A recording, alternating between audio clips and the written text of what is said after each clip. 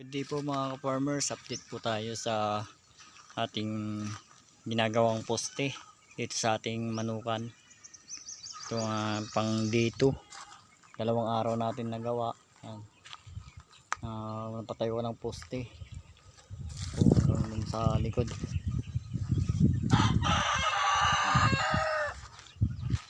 Kita nyo po yung mga poste.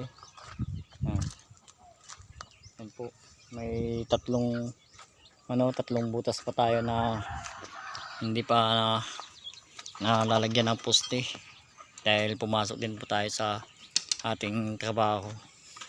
Kaya ngayong hapon papatayo ko na yung tatlo para may kabit ko na po yung net.